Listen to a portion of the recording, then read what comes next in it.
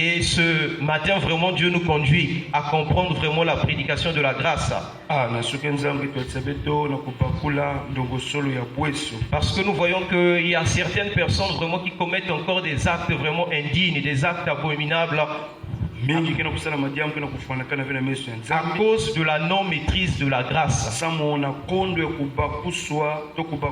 Il y a de ceux qui se disent que je peux encore pécher, c'est parce que nous sommes au temps de la grâce. Puisque la loi pouvait condamner, mais la grâce donc ne nous condamne pas. Donc ça c'est une mauvaise interprétation des choses. Nous devons savoir une chose ce matin. Si la loi pouvait condamner le péché, la grâce nous donne encore un enseignement sur le péché. Si nous prenons l'histoire de Jésus devant la femme adultère, la femme qu'on avait trouvée en position d'adultère,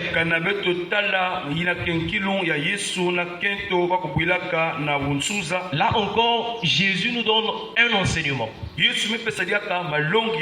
Par rapport à cet acte que cette femme a commis, elle était condamnée. Mais lorsque Jésus arrive, Jésus nous donne un enseignement.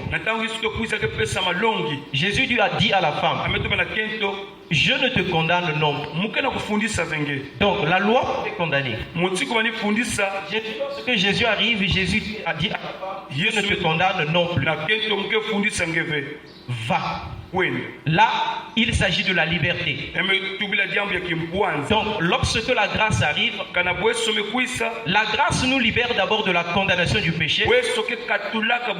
Ensuite, est-ce qu'on peut acclamer pour le Seigneur? Deuxièmement, la grâce nous accorde la liberté. La Bible déclare, frère, vous avez été appelés à la liberté. Mais beaucoup de personnes s'arrêtent à ce niveau. Puisque la grâce accorde la liberté, donc je suis encore obligé de continuer dans le péché.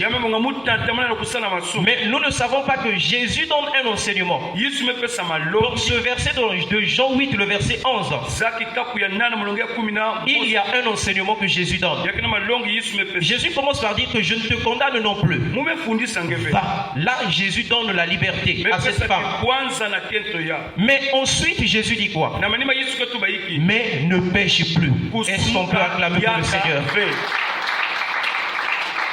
Nous voyons par là, l'enseignement de la grâce nous libère de la condamnation. La grâce nous rend libres. Mais la grâce nous donne cette possibilité de nous éloigner du péché. La loi pouvait montrer le péché aux hommes. Mais la loi n'avait pas cette capacité vraiment de libérer l'homme du péché. Voilà pourquoi lorsque Jésus est arrivé, Jésus nous a d'abord libérés de la condamnation. Il nous a donné la liberté.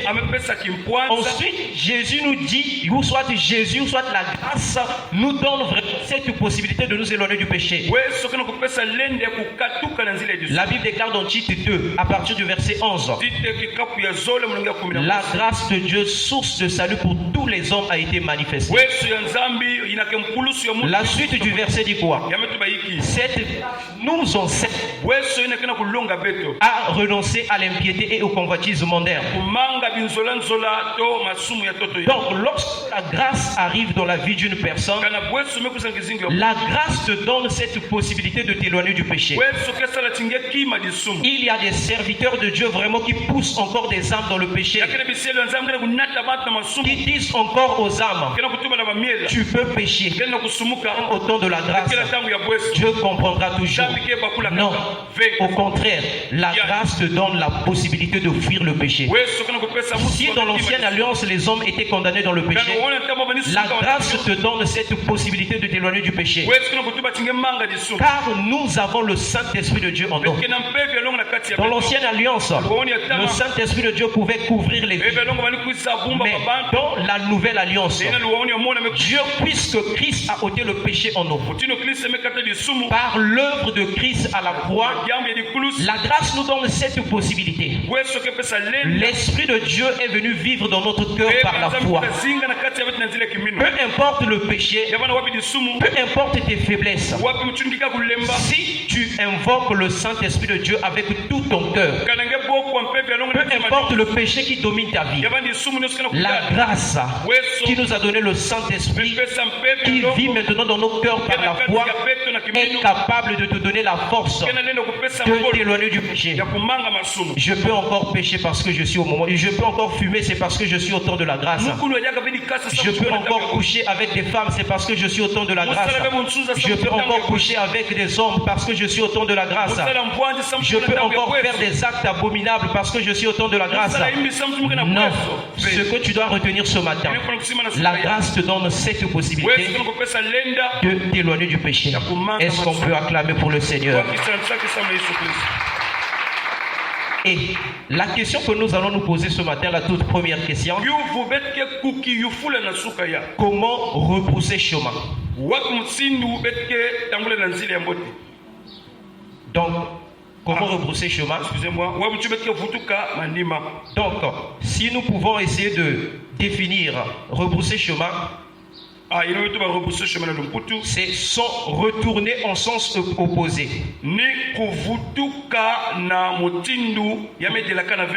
Revenir sur ses pas.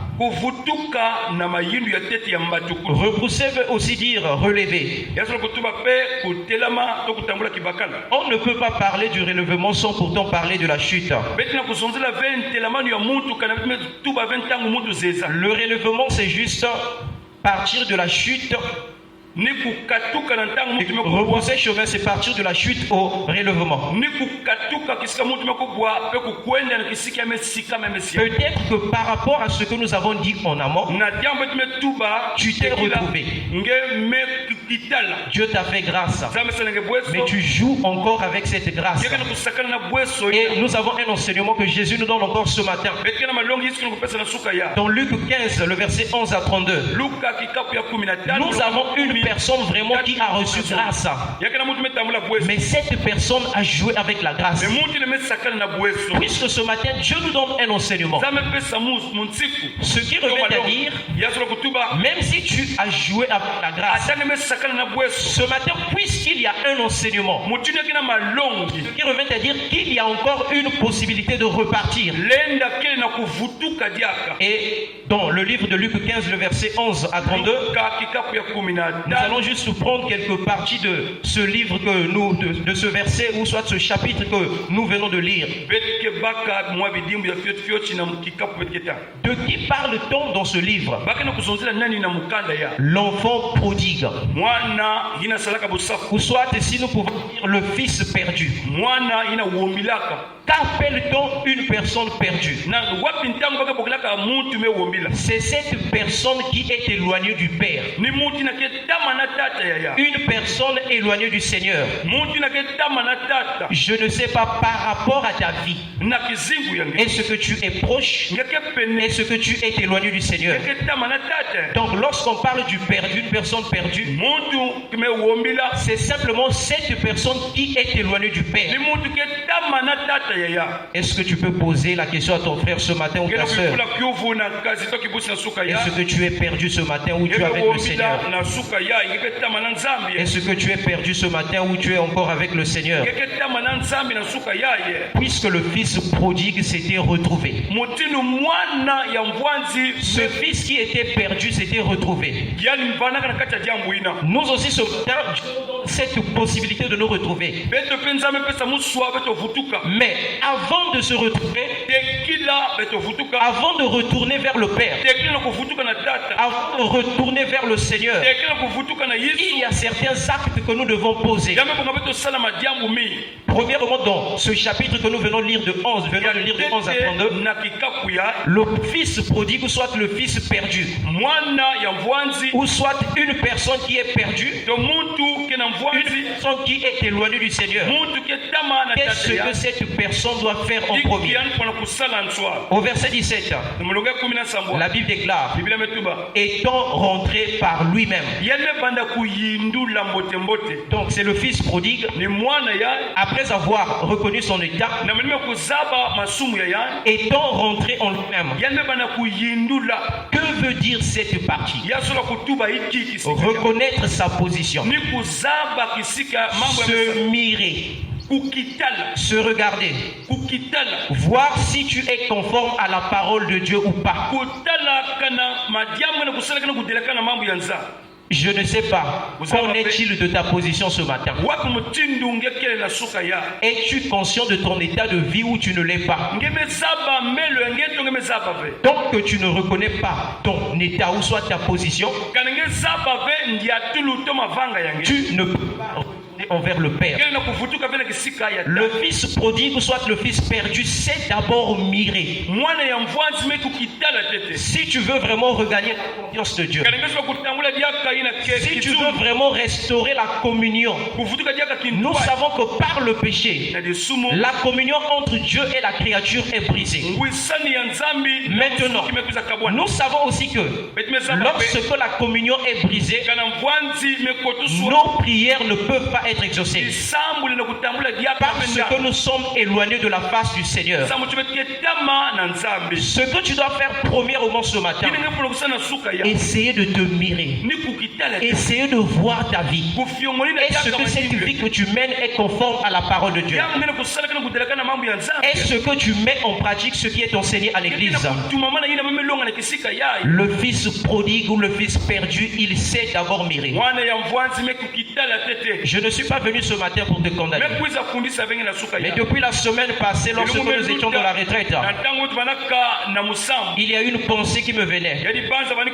Beaucoup de personnes iront dans le séjour des morts. C'est parce que les hommes, ou soit les chrétiens, s'attachent maintenant aux serviteurs de Dieu au lieu de mettre la foi en Jésus-Christ. Les chrétiens sont derrière les campagnes d'évangélisation. Les chrétiens sont derrière les miracles. Or que les chrétiens ne savent pas le vrai miracle de ta vie. Si tu veux que Dieu fasse quelque chose dans ta vie, essaye d'abord de voir ton cœur. Lorsque le cœur sera en terme avec Dieu, les miracles doivent s'en suivre. La semaine surpassée, nous avons vu une histoire sur Élie. Élie ne sait point peut-être lamenter. Mais qu'est-ce que Élie a fait en premier avant de voir le miracle? Élie a d'abord redressé le cœur. Ne sois pas derrière les miracles. Ne sois pas vraiment derrière la foule. Beaucoup de gens se disent que là où il y a la foule, c'est forcément là où il y a la vie. Non. Jésus a dit dans Matthieu 7, le verset 13 à 14, entrez par la porte étroite, car large est la porte spacieuse, le chemin qui mène à la perdition. Il y en a beaucoup qui entrent par là. Mais étroite est la porte, resserrez le chemin qui mène à la vie. Lorsque tu pars dans une église, qu'il y ait une personne, qu'il y ait deux personnes dans cette église, qu'il y ait 5 personnes, ce qui compte, c'est la mise en pratique de la parole de Dieu.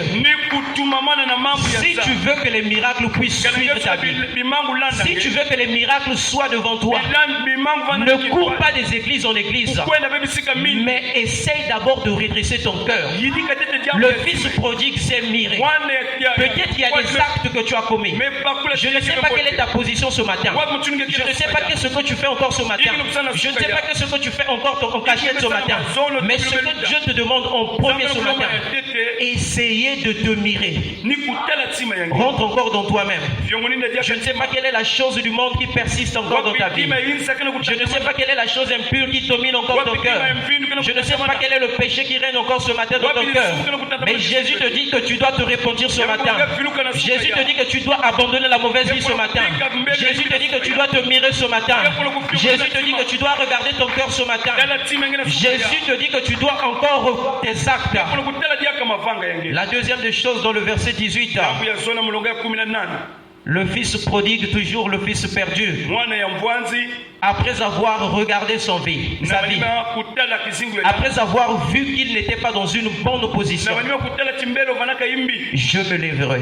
Ça c'est au verset 18, le fils prodigue dit, amebana kutubati je me lèverai. mufwana kutelama C'est la prise de conscience. ni kubakula to kubakuswa Depuis que tu as appris que la position à laquelle tu te trouves est mauvaise, na ntangu zabakati mutindo mule kumfwana yekebe mbote est-ce que ça te fait mal? yakina kusala nge pasi Lorsque tu t'es miré, kanangeme fiongo lorsque la parole de Dieu a été prêchée par rapport aux actes que tu poses, kanangeme wa mambo ya nzambi kutadila madiamu ngema nisala imbi est-ce que ça t'arrive aussi de prendre conscience? yake kumilaka ngenge yindu Est-ce que ça t'arrive aussi de savoir que cette position, cet état, elle est mauvaise? Mais qu'est-ce que je dois faire? yake kumilanga na kutubati mutindo ngene kusala yake imbi Est-ce que lorsque tu pêches, ça te fait mal? kanangeme sumuka yake nyongisaka nge Le signe d'un enfant de Dieu, kidimbu ya mwana ya le nzambi signe d'un véritable chrétien, kwa Kristo ya makedika c'est la prise de conscience après avoir péché. ni kubakula to kuyindula na malima kusumuka Jésus a dit, lorsque le consolateur sera na venu, ina mutindisi ke kuisa il vous enseignera toutes choses. longa madiamu nyonso Ah, lorsque le Saint-Esprit de Dieu arrive dans une vie, kana mpeve mekuta kizingu ya il y a un enseignement que le Saint-Esprit de Dieu apporte dans la vie. yake na malongi mpeve kene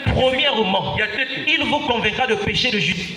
ampo na kuzonzila diambe de sumu Donc, tu n'as pas vraiment pris conscience lorsque tu pêches. kana ngeme yindula veti diambe imbi mesala Donc, ça ne te fait pas mal après avoir péché. kana ngeme tel sadia ngeme pasi vena Nous pouvons dire que malgré que tu viens à l'église, ngena kuzo sambila malgré que tu élèves les prières, kwa kisabisa malgré à tout moment que tu pleures, bantango sona kudila tu n'as pas le Saint-Esprit. keke vena mpeve Le Saint-Esprit de Dieu apporte d'abord la conviction du péché. peve ngena taka nsokolo Après avoir reconnu ton état de péché, ngena kuzaba mbele après avoir reconnu que la boisson que tu prends, na mnwa kuzaba timalafu muno après avoir reconnu que la vie de femme, son mariage est une vie de péché, na kutala ti bunsuza kondo kokwela kedi sumu est-ce que ça te fait mal? yake talange pasi na time Je ne suis pas venu te condamner ce matin, kuza kulisa vingi na suka ya mais ce que je te dis, c'est Dieu qui a dit que je dis cela. ani nzame tuba to tuba ya Tant que je ne le fais pas, j'aurai des comptes à rendre. kana mu tuba ve yawe kama na Nous ne pouvons pas être derrière juste les prédications liées aux bénédictions.